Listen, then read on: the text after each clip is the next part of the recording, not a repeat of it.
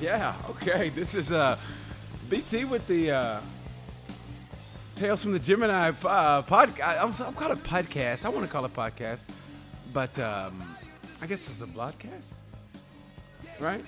It's a podcast. You can kill the music. You can kill the music. Music's still in my ear. Cool. Yeah. So hey, listen, it's my first one. I'm very excited about this, man. I did the first. I was a guest for the Gaze of Our Lives with Lisa Sears, and I talked to the producer, who's a great kid. Do you mind if I call you kid? That sounds bad, doesn't it? Is that condescending? Call him kid. Well, he's 18, but I sound like I'm an older guy. Hey, talk to this one kid. But I talked to this guy.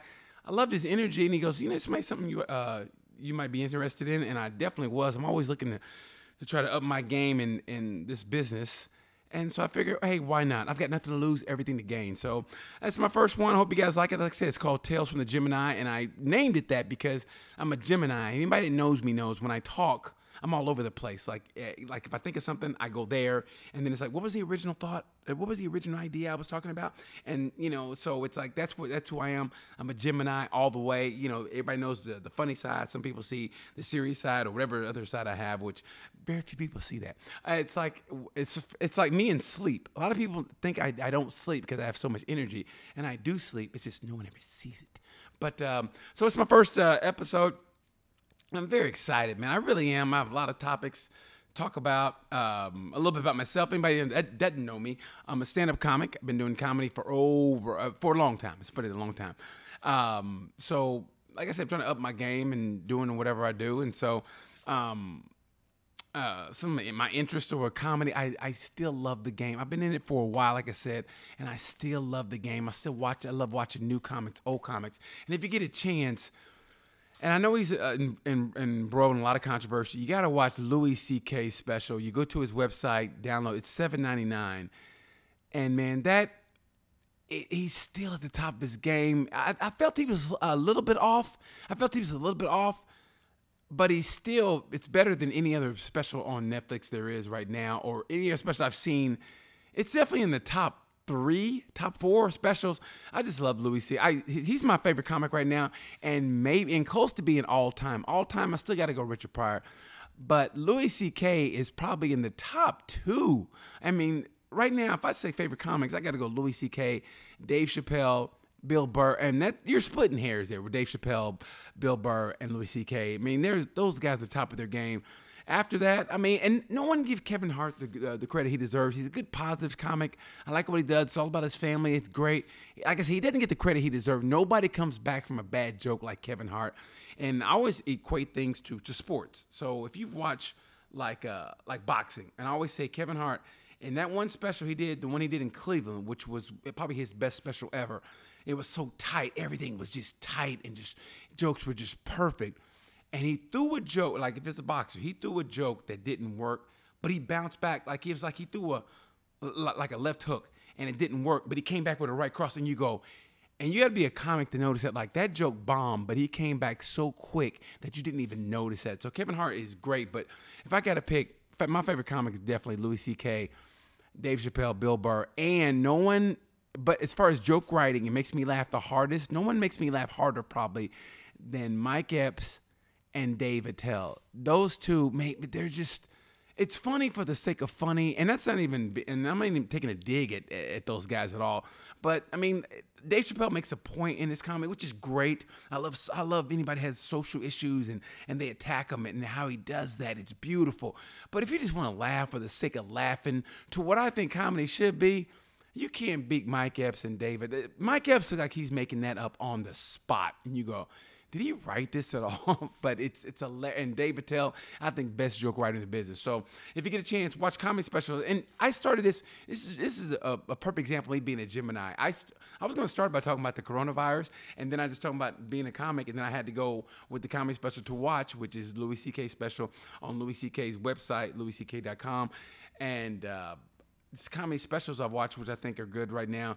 You watch Dave Chappelle's Mark Twain Award, very hilarious. And when Neil Brennan comes out to basically come out and say how he feels about Dave and does a little time, hilarious. They have a great story. Dave Chappelle has a great joke that he called Neil on and said that he was watching a thing on slavery, and he goes, "You think slaves beat their kids?" And I thought that was hilarious. Only Dave Chappelle could come up with something like that. Incredible. So if you get a chance, watch that. Dave Chappelle, Dave Attell. Like I said, it's one of my favorite comics with Bumping Mics with Jeffrey Ross.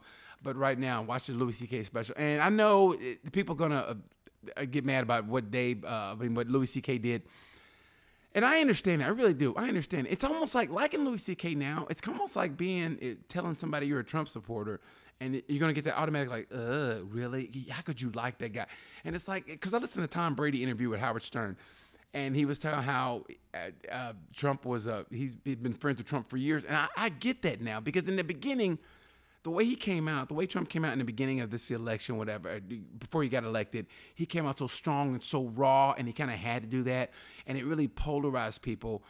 And I mean, we're still polarized from that. I mean, maybe even more so than this virus. And so if you say you like him, it's almost like polarizing. And honestly, most African Americans, if you're white and say you're a Trump supporter, they automatically think racist, which I think is so. It's too easy, and I don't think it's true. And I had this as a joke. I said, look, not all Trump supporters are racist, but all racists are Trump supporters. And I always said that. And I actually don't think he's a racist at all. I think he knows how to play his audience, is what I think. And I don't know. I didn't want to get to politics. And this, like I said, this is a perfect example of me being the Gemini that I am. I didn't want to go down these paths, but I'm already down there, so you might as well kind of talk about it.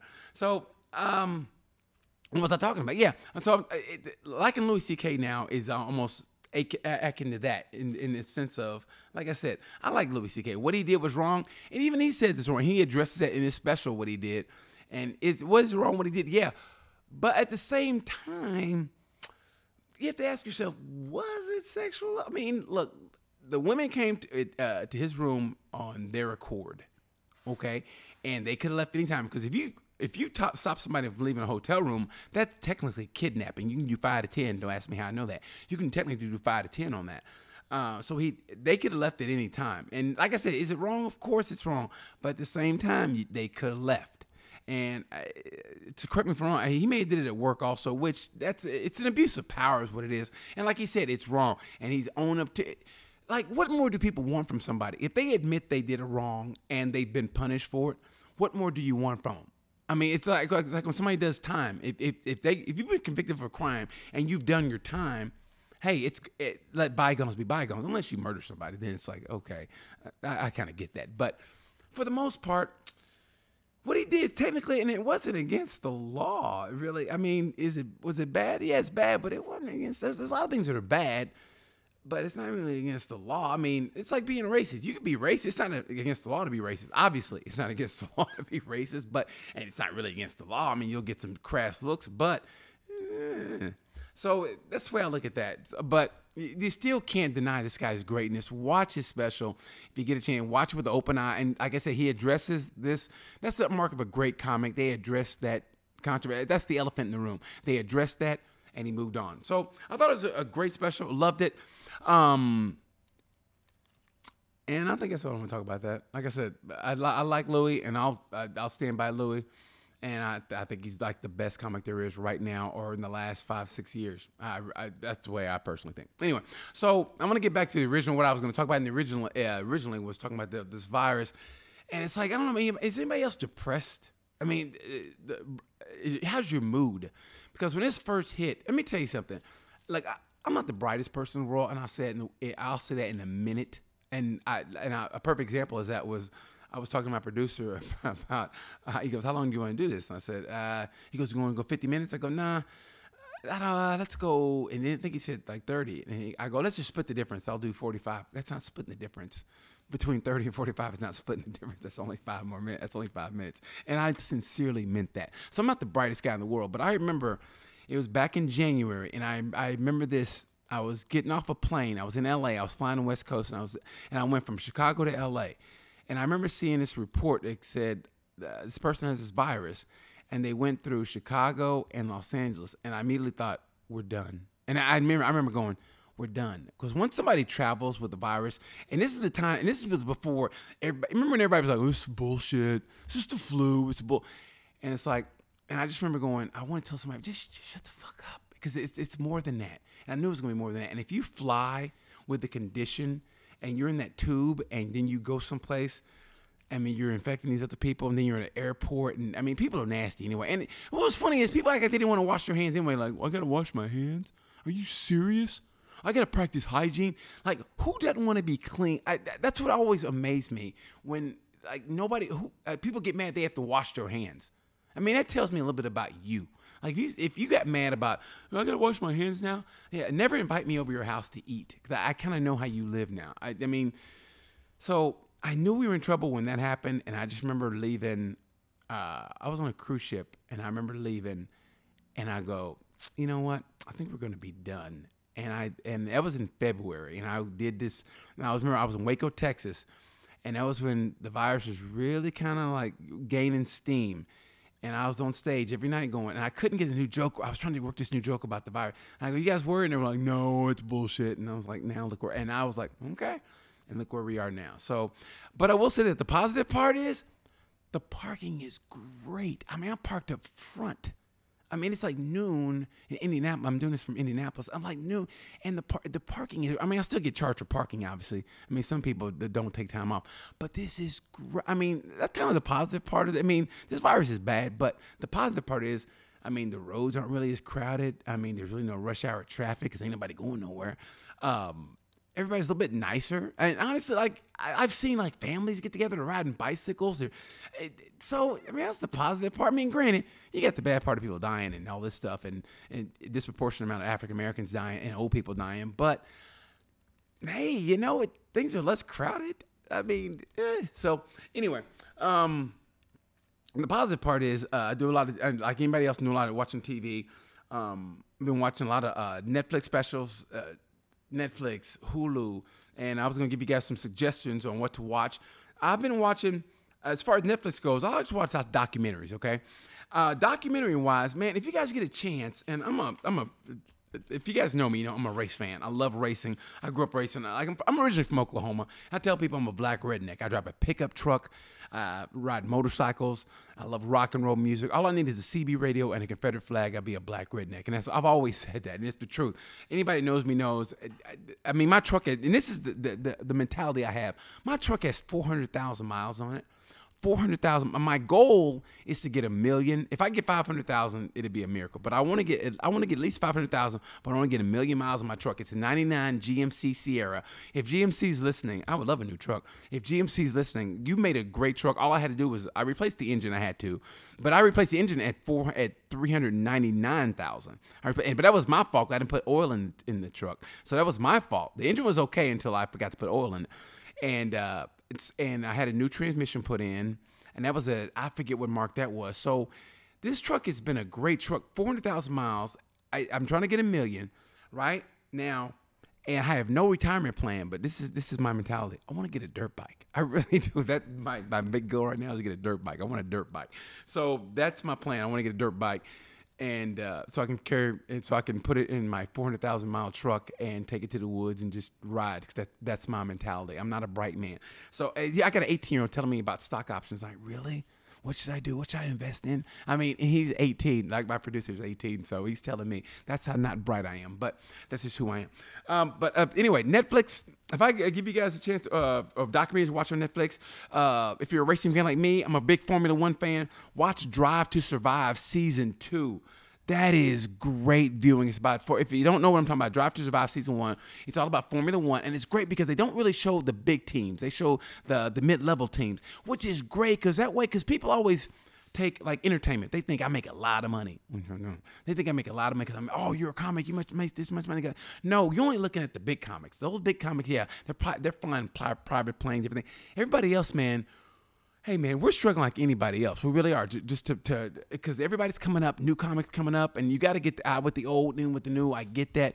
But we're still, and here's the thing about comedy, you're better as you get older because you got more experiences to look back on and to talk about. But everybody wants that new energy. Like I tell my producer, he's 18. He get that new energy. I love that energy I can't mess with. And he's laughing now, but it's the truth. I love that energy about you, and I want to be there because, you know, you get a little older and you get set in your ways.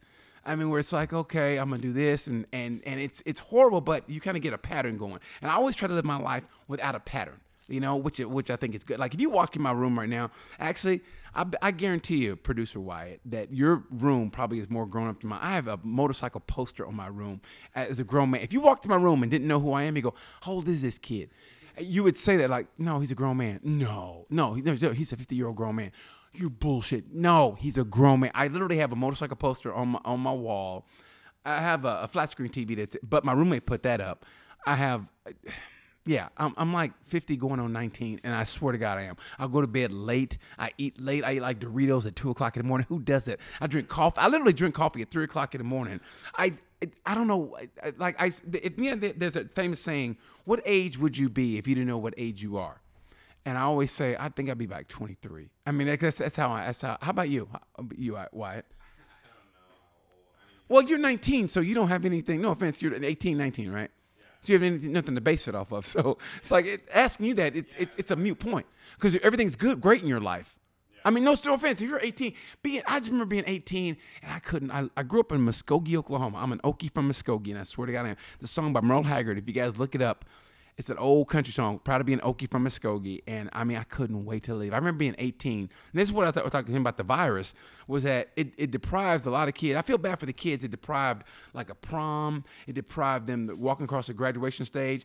But saying this now, that's all overrated. I mean, the prom, I didn't want to go to my prom. I did it for my mom. I mean, I had a wrestling tournament early that day. I had a freestyle wrestling tournament that day.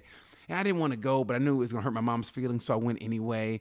And I knew I didn't have a chance to get laid. I mean, I was a dork in high school. I mean, seriously, I was a dork in high school. All I thought about was wrestling. And that's all I did was wrestle. And girls I have the same kind of energy now, which is kind of cool because when you're older, you kind of drag a little bit. So people talk to you, go, oh my God, you got so much energy. But when you're 18 and you have this kind of energy and it's so frantic, people are like, man, what is wrong with this kid?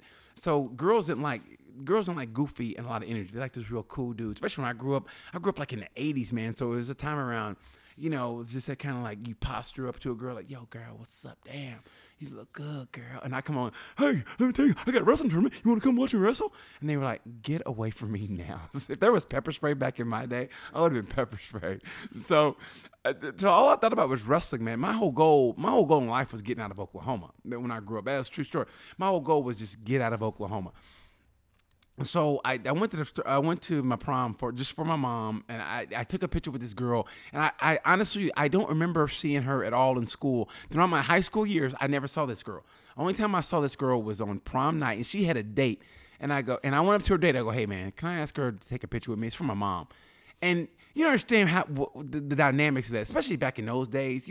Think about that. You ask another dude, especially a black dude. You ask another black dude with his woman, and I go, hey man, can I take a picture with her? It's for my mom. And he was like, yeah, okay. I mean, you don't do that. I mean, that's grounds for a fight. Yo, bro, let me take a picture with your woman. I mean, seriously, that's what I did. And we took a picture. I said, thanks. And I let her go.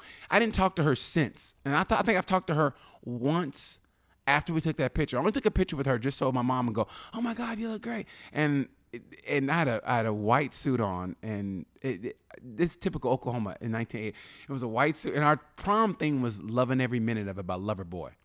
I don't know if you remember Loverboy, but Loverboy in the 80s, I swear to God, I love Loverboy in the 80s. They had that 80s keyboard sound like a Casio. That thump, bump, bump, bump, bump. Every sound in the 80s, like Madonna, Holiday. Everybody had that 80s sound. You know what 80s song when you hear it, because it got that kind of cheesy kind of sound. And white girls had the big poofy hair, and black girls had the hair they had. That was. And Mexican girls, we didn't really have Mexican girls there. So if they did, they had the long straight hair.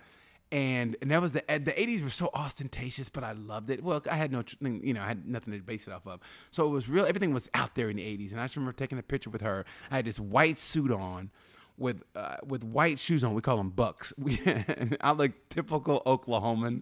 I mean, if you could picture a country boy who had no coof about him, that was me in my prom. And I remember taking a picture with her, and just for my mom. And I said, okay, thanks. And she went back to her boyfriend.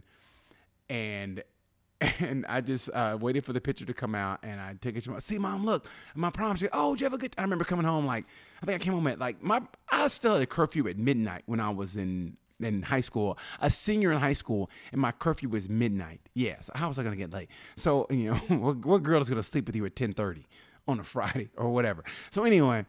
So I just remember I had a curfew, except for on prom night. I think prom night, I came in like at 2 or 3 in the morning. Oh, I was wild on prom night. I was crazy. But I came in like at 2 o'clock in the morning because after the prom, I think you went and got dressed. You went home and got dressed, and then you went to a movie because they didn't want kids out, getting drunk or getting late. So we went to a movie. It's Oklahoma. It's a small town, Oklahoma. So we went to the movies, and I think they had the movie theater just for our prom people. And I just, I remember my prom. I remember it was like. The way our school was, and it's weird now to talk about it now, but it's just the way it was. It was like, so they had a band there, and the band was playing, and nobody was dancing to the band. Nobody. So when the band took a break, all the black kids would say, hey, play this. They went to a DJ and say, hey, play this. So the DJ played Houdini, whoever was an LL Cool J, whatever, and 80s R&B, maybe Tony. And so all the black kids went out and danced during the band's break. I mean, everybody was jamming, having a good time. Remember LA Dream Team, ladies and gentlemen, the Dream Team. Everybody would come out and dance, and then the band would come back, and then the dance floor emptied. And there was nobody on the floor. When the rock band came on, and they started playing, nobody was out there. And then when the band took a break, all the black kids would come out and start dancing. And then the white kids, they did like the black kids. They like to dance too. And so they were dancing, and the band came on, and nobody ever danced to the band. That's all I remember. And then we went home, and changed, and we went to a movie theater. I think they rented it out for us. We watched some cheesy ass movie. And I remember my mom was like, "Did you have a good time?" And I was like, "Yeah, mama." And I wanted to say, "No, I didn't." But I didn't want to hurt my mom's feelings. I mean, we weren't really getting along that well, but I was like, yeah, I had a great time. She's like, oh, and she was so happy. I don't want to break my mom's heart, you know what I mean? And I didn't want a whooping. I think my mom gave me a whooping up until I was in 10th grade, I think. I think 9th grade, 8th or 9th grade was my last whooping. So I remember that, and I just remember and I remember I couldn't wait to get the hell out of Oklahoma. And I honestly remember, because it was like Bible Beltish. That was back in the day. You didn't really question religion, especially growing up in Oklahoma, Bible Belt, Oklahoma, whatever. I mean, now I see the hypocrisy behind all of it now, more so than ever. I mean, back then I did also, but growing up I did. I just didn't question it out loud. But I knew it would push people's buttons. And I remember we had a substitute teacher during the last week of school. When you're a senior, I was talking to my producer, he's a senior. When I was a senior in high school, that is the best time ever because you're going to graduate. You take that last test, but who gives a shit? You're getting out of here anyway. It's almost like being in jail and you're going to bail out, so you don't give a damn. You're talking shit. So I remember we had a substitute teacher. She goes, "So what do you want to do when you for a living? What do you want to do when you get out of here?" And I knew it was going to push her buttons. I said, "You know what? I want to go to LA and be a porn star." And she was like, "You are the devil." And I just remember saying that and watching the reaction on her face. And remind you, at that time, I hadn't even seen a porno at all. But I thought it'd be something fun to say. And I said that, and they were like, and I liked that reaction from people. And I love that reaction. And I remember couldn't wait to get out of Oklahoma. I went to junior college, and that was like, and I couldn't get out yet. Then I transferred to the University of Oklahoma. And then it was like, after that, when they gave me that diploma, it was like the warden giving you like, okay, here's your parole. Good luck. And I left Oklahoma. I never looked back. And I remember my brother saying the funniest thing I've ever said was, we were at the dinner table, and I was just sick of, and I just remember I told my brother, listen, if I have to go to Alaska, I'm getting the hell out of here. And to this day, he said that's the funniest thing I've ever said because he knew I couldn't wait to leave. And my whole family knew that. And they're still in Oklahoma. I'm the only one that left, I think. I'm the only one that left Oklahoma for good. Like, I go back to see my parents, what I love seeing. But anyway, that's neither here nor there. See, I told you, Gemini, talking about one thing from my Netflix, next thing I'm talking about growing up in the prom and not getting late.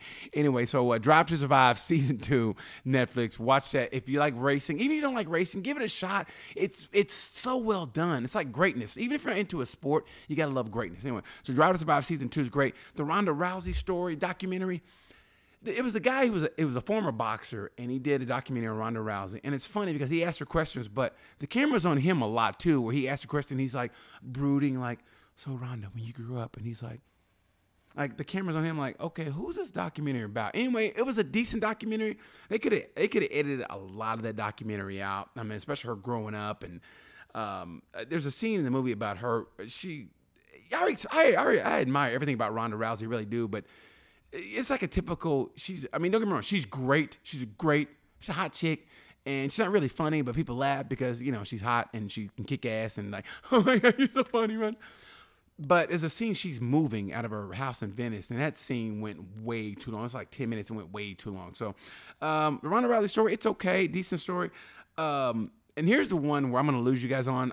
I'm really into cycling now. Anybody knows me, I love motorcycles and I love riding my bicycle. There's a documentary. It's all in Spanish. It's called "The Least Expected Day." It's about the inside the movie star team in bicycle racing, cycling, like the Tour de France and the Tour de France. It's like the top team there is inside. It's like they're like the New England Patriots, basically, of bicycle riding. So, and it's all in it's all in Spanish. All got subtitles. Let me tell you something.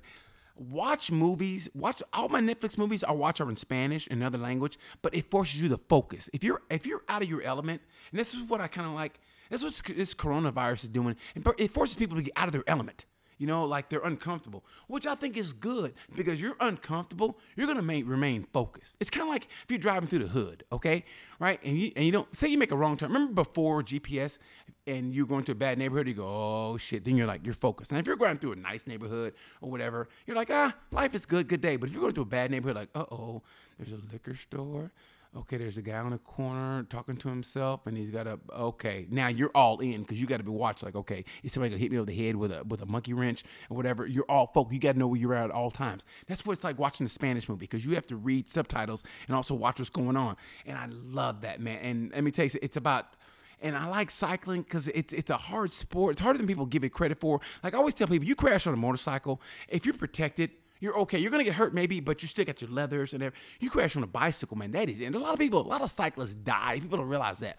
And the whole special is they're watching like the behind the scenes and how bitches people can be. And I just remember, and I'm going to sum this up. The whole documentary is like there's the support car is riding behind the riders, and they got the microphone. He's talking to the riders on their headset, and the whole thing is "Vámonos, vámonos, vámonos, vámonos." And this one guy was so sick of him, he pulled the headphone out of his ear. He was like "Caliente la mayada." You could tell he was so pissed off at the guy. Like it's all the whole special is "Vámonos, vámonos, vámonos." You could do it, vámonos, vámonos. And the guy just got sick of it and went up the hill without him. Like, I don't need this bullshit, and just went up the hill and he won his stage of the race. But you got to watch it. I think it's really good behind the scenes. I watch a lot of things behind the scenes. I like the athletes, because I always secretly, I still want to be an athlete secretly. That's my fantasy. My fantasy never involved like women and sex and stuff like my fantasies have always involved being an athlete, man. Like I wrestled growing up, and I still to this day, when I watch the NCAA wrestling championships, I'm always like, I always stand up and I'm doing this like, whew, I gotta get this first takedown, and I'm like, what am I doing? I mean, I'm 50 years old. I got to get this first takedown. But that's what sports does to me. So it's like, that's my fantasy. I still want to be an athlete. Honestly, my fantasy is I still want to race the Indy 500. I still want to do a race. I mean, I want to race go-karts. Go-karts is probably the reality, but the fantasy is race the Indy 500 and to win the Indy 500. Like a Cinderella story, man, come out of nowhere winning. So watch that. The Least Expected Day inside the Movie Star Team 2019. That's a good one. The Game Changers, everybody knows about that. That's about how athletes have become on a plant-based diet, which is what I do. Get a chance to watch that. And that's on Netflix. Also on Netflix, if you guys are watching the series, watch Ozark season 3. Ozark is great TV. Jason Bateman is underrated as he directs some episodes. He's underrated as an actor. He does everything. He does comedy. He's he's so snarky, but he's fun. Jason Bateman can't be faded, man. He directs some episodes. He's great. Laura Linney, his wife, is great. But let me tell you something, man. Laura Linney has a character. This guy plays her brother named Ben. He comes in and sees episode 2, and I thought it was great because he's bipolar, and and he falls in love with what's her name, the hillbilly, the hick, what's her name, Ruth, and she plays that character. She always like this. Let me tell you something. You need to get the fuck out of this casino. You ever see? You need to get the fuck out of this casino. And she is awesome. And I thought to myself, like, you know what? And before they even fell in love, I go, you know what she needs? She needs to get a dick down. That's what I thought. She needs to get a dick down. And then she fell in love with him, and it's perfect because they're two scarred characters together, and that works perfectly. And she still lives in a trailer. How do you work at a casino and still live in a trailer? But anyway, she lived in a trailer. She falls in love with Laura Linney's character's her brother. Falls in love with her brother, but he's crazy, and he made a mistake and he has to go. And let me tell you something. The actor's name, I want to get the actor's name because he is great. The actor's name who plays Ben is Tom Pelphrey. And let me tell you something. He does a monologue at the beginning of episode 9. Oh my God, you got to watch it. It's so right on. If you, like I said, I grew up in it. To me, Missouri, Oklahoma, Arkansas, it's the same bunch of people. I mean, they get mad. I've done comedy in Arkansas. They go, man, people from Oklahoma, man, you guys are backwards. I go, really? 'Cause that's what we tell about you people. I mean, so it's the same people. Missouri, Oklahoma, Arkansas, they're interchangeable. Tennessee, it's the same people. So he does this monologue, and it's so spot on. I mean, you got to watch it. And Laura Linney, there's a scene playing out, and she knows it has to be done. It's her brother. And you see what's going on in her head. And my acting teachers always said, everything's a lot of cerebral. You got to see what's going on. And it's played to perfection. Watch Ozark Season 3. Man, watch it. And if you haven't watched Ozark at all, watch Season 1. Watch them all. There's great. Honestly, I could have done it the sex scene with the young kid and the older woman. You know, the older woman had to kill her husband. I call her the hillbilly scarecrow because that's exactly what she looks like. Like, ugh. And it was like, it's like a 19-year-old kid, and he's like kissing, and she's got to be in her like a hard 40s. Like she's in her, like, you know, like people at hard 40. There's 40 in there that, oh my God, like what happened to you kind of 40? Like, man, what kind of life did you live? You know, those people. You know, those people like they're supposed to be young, but they look really old, and it's not even drug induced old. You go, man, what the fuck happened to your life? And that sex scene, that was hard to watch sex scene. And there was even boobs in it. And I was like, nah, I'm good. You know how disgusting it is when you see a woman like, they go, nah, I'm good. I mean, I almost fast forward through that. Anyway, you got to watch Ozark Season 3. That's great. And Hulu, if you get a chance, watch Atlanta. Atlanta is the most underrated. I can't even call it a sitcom. It's a comedy drama. Donald Glover did that, and it's Season 2. Let me tell you something. One of the greatest episodes it's like I said, sitcom, but one of the greatest episodes ever is Alligator Man, and I think it won an Emmy for that, and that's with Cat Williams. And Cat Williams, I think, won an Emmy for. Watch Alligator Man. That might be the best piece of comedy or sitcomish episode that I've ever seen ever. Alligator Man, Hulu. On Atlanta. Watch Atlanta. And if you claim you're woke, which I'm so glad that's over. I hated that woke shit. But if you claim you're woke, watch Atlanta. Okay? You can't be woke and not watch Atlanta. Watch Atlanta. You got time. You ain't doing shit. Watch Atlanta. Atlanta was one of the greatest series ever. Atlanta, Ozark. And also, Apple TV, watch The Morning Show. I've just been watching this. It gets a little boring at times, but watch The Morning Show. Reese Witherspoon plays this hick out of West Virginia. That's redundant. But watch it. That's the last place I almost got in a fight was West Virginia. I was on stage, and this guy, we had words. And me, I'm the nicest guy I know. I really am. I take too much shit off of people. I really do. But I just go, I let it ride, which is bad because I let it build up and I take it out on the wrong people, but I let it ride. And anyways, me and this guy almost got in a fight. I was on stage and I jumped off stage. I jumped off stage and I was going to punch this guy and the bouncer came in and kicked the guy out. But anyway, so she plays this hick from West Virginia. And she goes to the big time in New York, and she's like, Reese Witherspoon plays this character perfect, and she becomes it's like, basically like if, you say somebody, you know, from the woods or whatever, and they get to be on the big time. That's what she's on the big stage on Today Show, basically, with Jennifer Aniston. Jennifer Aniston plays a role perfect. And Steve Carell plays, that's how it opens up. He gets fired for sexual harassment, and it's all about the Me Too movement kind of in the first couple episodes. Watch The Morning Show on Apple TV if you get a chance. Also, Apple TV, watch the movie The Banker with Sam Jackson. Sam Jackson and what's his name? And Anthony Mackie. Oh my God, Sam Jackson. I don't think he said motherfucker during that movie at all. And that's what Sam Jackson's known for. Watch The Banker. The Banker is great on Apple TV. That's a great movie. I can't help but watch movies like that. And if you don't know what it's about, it's a true story about this banker. He wanted to go back and purchase a bank in his home state of Texas. And they were kicking ass in L.A. And it was so racist that they had to get a white dude to front for him. To get these properties for him, these real estate properties, and they were in the background actually doing the real work. Well, word got out that it was actually black dudes buying the property, and especially when they were in Texas, and it ruined those guys. They had to go to prison for that, man. I mean, that's so. It was hard. It's hard to watch something like that and without getting mad. But man, Sam Jackson was perfect. Anthony Mackie's great. If you get a chance, watch The Banker on Apple TV. So That's wow. I'm almost done, and like you said, man, I should have done 50. I should have done 50. I'm still talking, but I am. I'm just saying. But I feel that. It's going pretty well too. You think so? Okay. Well, thanks. I know that was weird for the people to be watching that I'm actually talking to you, but I mean, I'm not gonna. I'm not gonna hide behind the fourth wall. I mean, you know what I mean? I mean, that's just who like I said, it's the first one, and I hope I keep you guys engaged. And also, it's funny because I haven't talked about it yet. My love of my life right now is, well, for the past, I moved to Indianapolis in 2006 from LA, and things weren't working in LA, and I felt like such a loser. I was so depressed, whatever. But then I fell in love with MotoGP when Speed TV was on. Speed TV was the greatest channel ever. And it was Two Wheel Tuesdays. I remember that. And I watched this series called MotoGP. And I've always liked motorcycles. But I had a motorcycle when I was 8 years old. My dad got me a Z50. And, man, I had a headlight on it, and I cracked the headlight because I had a crash, whatever. And I just remember riding the hell out of that thing. And I wanted to get a 125. And anyway, my parents got split up. And then I started doing comedy, and I never got back to getting a motorcycle. The good part about moving to Indy was I got a chance to buy. LA was great, but that hustle, man, and things weren't happening for me. And I had just enough money. I saved up and I got me a motorcycle. And I was watching MotoGP. And I was like, what is this series?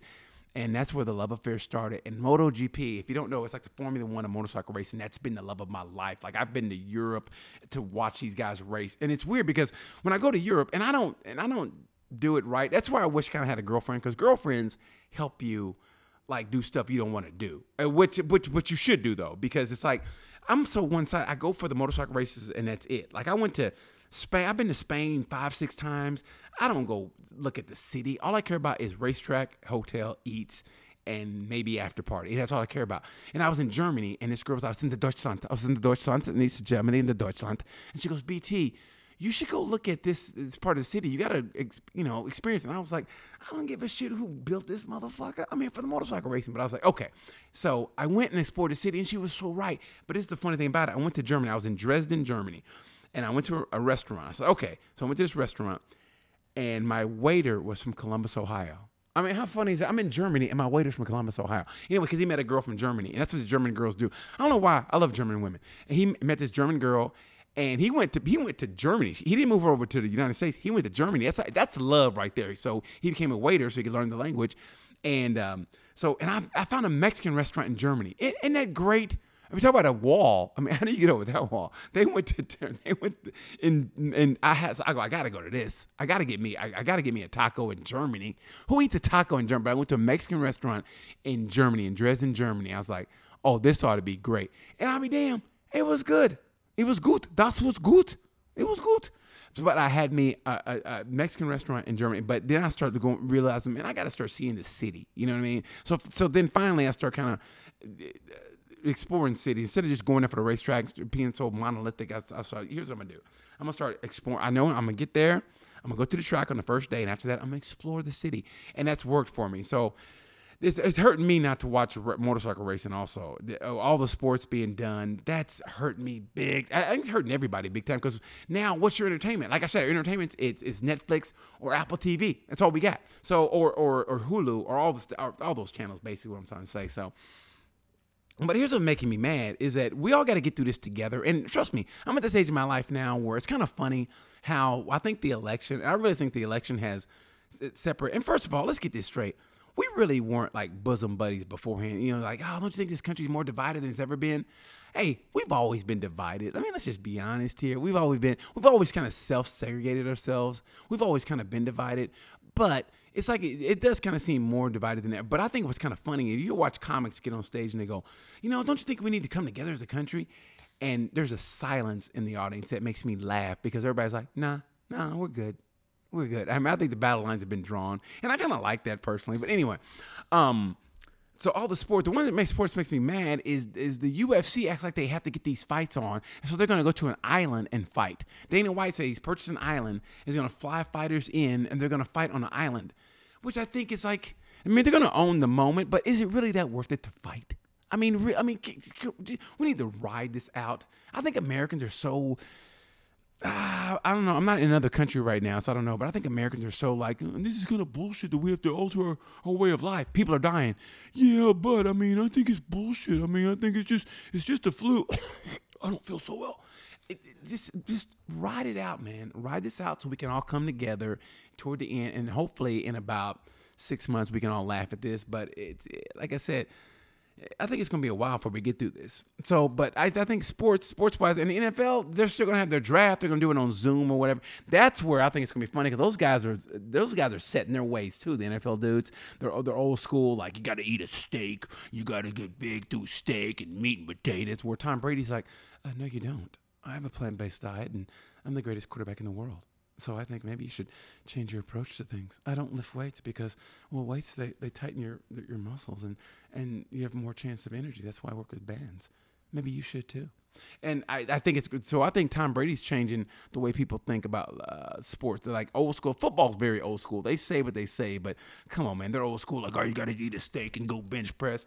I think it's kind of bullshit personally. I think I love Tom Brady's approach. I just went to his website about training and everything. So hopefully the NFL does right, but they're not going to have a big draft. They're going to do it all basically on Zoom or Skype or whatever they're going to do it in. And so I understand NFLs. The draft is cool. I understand that. But as far as like the UFC, why do you have to have a fight like that? Just wait it out, bros. I mean, we're all suffering here, so I don't understand. Except for people who are charging us for like rent, and I got to pay Sprint.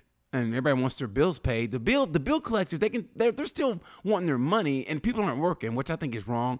So I don't know. I have a whole thing on that. I think that's kind of bullshit personally. Like, I don't have it, so why are you asking for it? I mean, I don't know.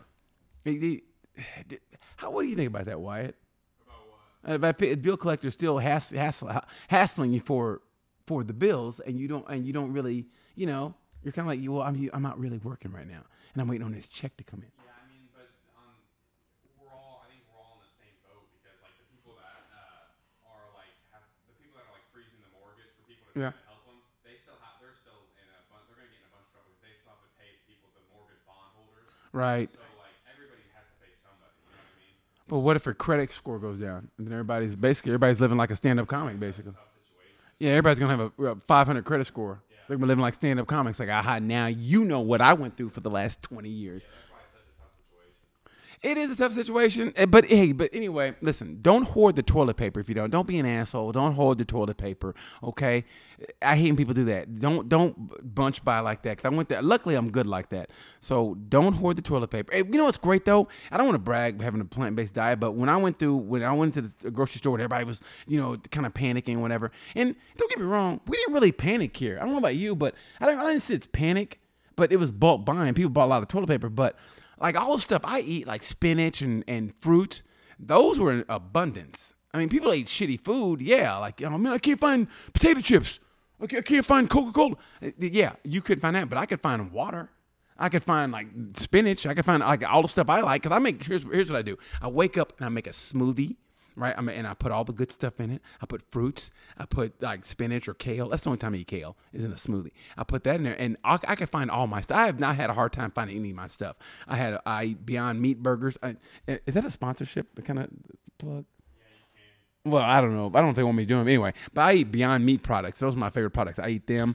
And so I didn't have a problem finding that. So anyway, yeah, I didn't have a problem finding it. So I don't know. I'm eating better. I didn't have a problem with the toilet paper, even though the toilet paper was out across.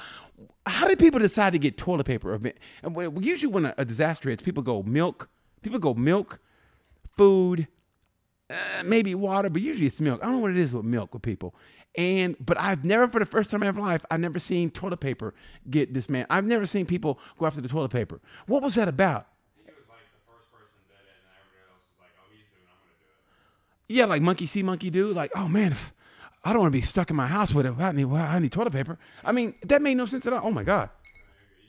I'm going to keep going. Trust me, I got a lot to say. No, I don't want to make this weird, but yeah, I have a lot to say. I knew I would get there, maybe. I knew I would, And I'm by myself, basically. I just talk by myself without even you here. Maybe I have a guest next time, maybe. Yeah. Maybe? Yeah, maybe. You think so?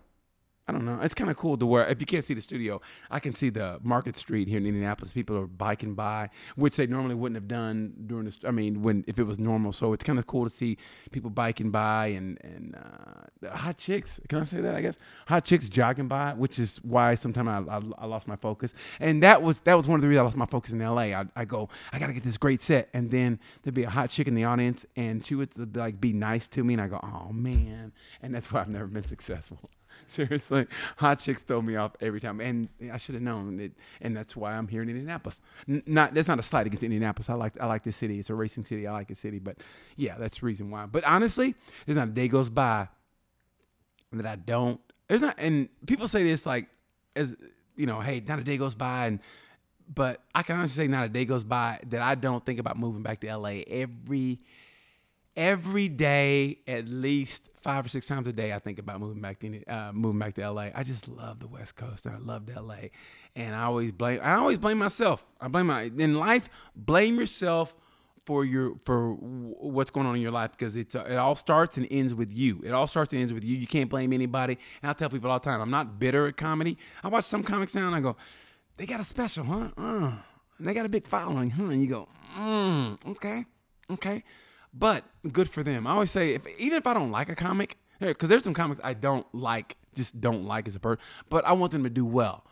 But sometimes you go, they got a following, huh? You go, okay, what am I doing wrong? I've been doing comedy so many years. I never had really a fan base where people come and see me. You know what I mean? Like I'll say, hey, I'm coming to your town, and they go, oh man, I got a babysit. It's whatever. And I go, okay, you know, it's always some kind of excuse, but still that same person will go see Kevin Hart if Kevin Hart comes down with tickets that are $100, where you can come see me for free if you get a half a tank of gas at Speedway. I mean, that's just kind of comic I am. I know what I am now in this business, you know, so it's not that I'm not going to give my best. It's just, it is what it is. So then that's why I'm doing this right here, because I mean, honestly, I always thought about this, and I think it's and I'm a firm believer in fate and everything. Also faith too, not to get like, you know, preachy, because anybody knows me. I'm not preachy. I'm never gonna, you know, throw Jesus in your face. Like, you need to learn about Jesus. You know, am I in jail? No. I don't want to hear about Jesus. But it's all about faith and fate. So I believe it was fate that I came here to do that show, Gaze of Our Lives, with my friend Lisa Sears. And then I met Wyatt, and he said, hey man, you might want to think about doing this. And I go, okay. And we talked, and I know he was serious about it, and I was serious about it. And now here we are doing the first episode, and I know I'm all over the place, and I know you people are going, man, what is up with this dude? But stick with me. I'm going to try to, and you know, offer suggestions. I can take criticism. I'm not like a hot chick, like, you know what? I think your problem is, you go, what is my problem?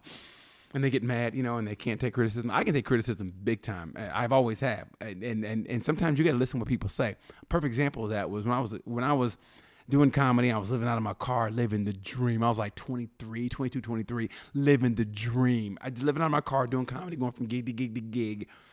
And I remember it was my ex-girlfriend, and we were having pillow talk, if you know what I mean. And she goes, you know what? You're the perfect short-term boyfriend. She goes, you come into town, you make me laugh, we have great sex, you take me out to eat. She goes, but in the long term, you ain't worth a shit. And the only thing I could really say to that was, but the sex was good, right? So sometimes you got to listen when people say, hey, 2 out of 3 ain't bad. So I go, okay. And that's haunted me forever, but it's kind of who I say am. I'm not always trying to get better. I think I'm better as a person now, but you know, she was kind of right. And I've been trying, and ever since then that is stuck in my head. It's kind of true.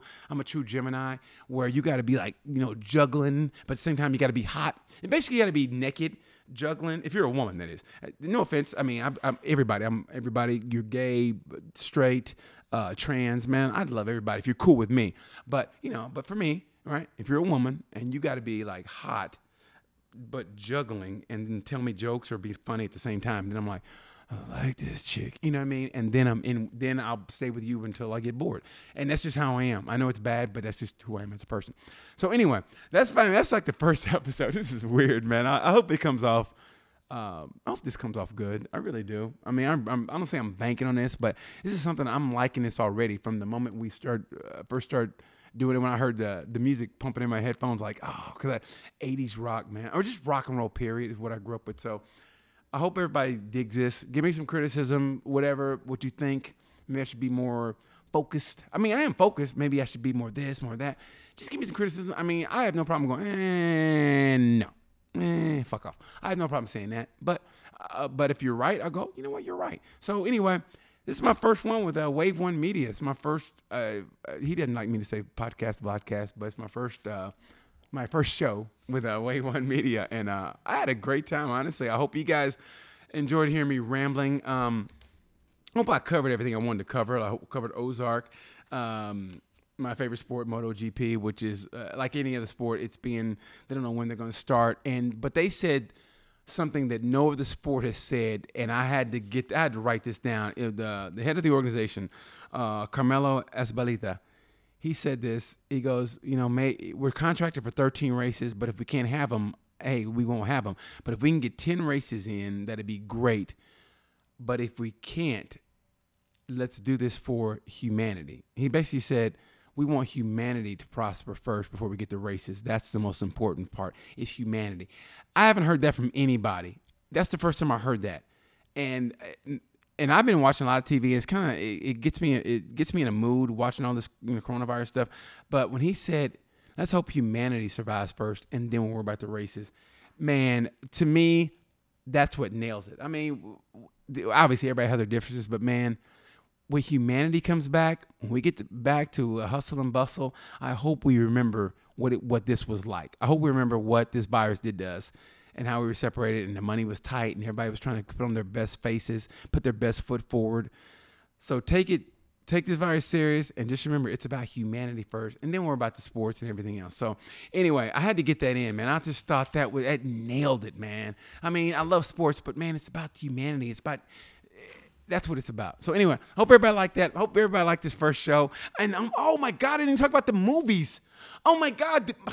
Okay, that's for the next episode. Movies. I love movies. Here's what we're gonna do. We're gonna try to get this in the subject. I'm gonna try to divide this up into comedy, movies / that's what, like Netflix or whatever we'll go under, and sports. I'm gonna try to get that, and I'm gonna try to steer away from politics because that really, politics, it'll go a different way. I don't want it to go. So, and anything else, I don't have no problem talking about religion or whatever. Who knows? Maybe I'll have a preacher on. That ain't happening. Maybe I'll have a preacher on and we'll talk about it. But don't go to Easter service. Please don't go there. I think that's the most insane shit in the world I heard. People still want to go to church. Hey, all right, correct me if I'm wrong. In the Bible, didn't it say God's everywhere? So Jesus can't FaceTime? I mean, let's be honest here. So he knows your heart. So just go online, Zoom, what do you call it? A sermon, whatever. Read your Bible. Have Bible study at home. I mean, if you're homeschooling your kids, you can home Sunday school your kids, right? I mean, you can home Sunday school them. Or, read the Bible together. If kids got questions, answer them.